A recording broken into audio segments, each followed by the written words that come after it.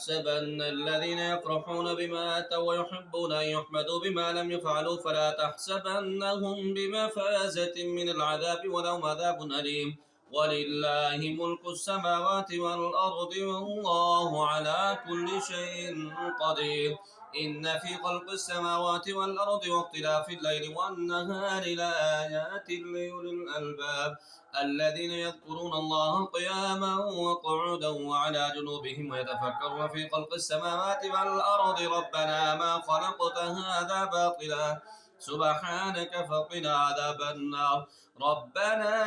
إنك من تدخل النار فقد أخزيته وما للظالمين من أنصار ربنا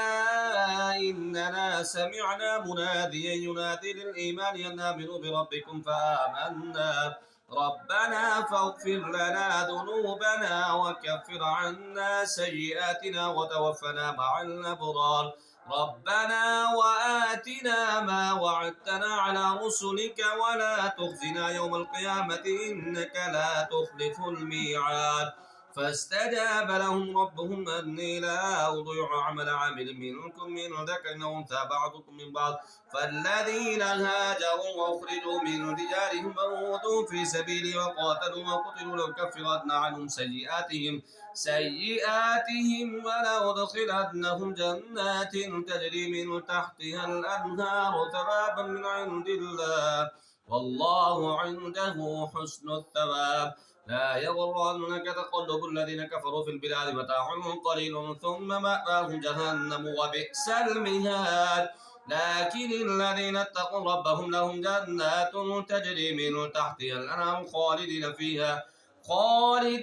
فيها نزلا من عند الله وما عند الله خير للأبرار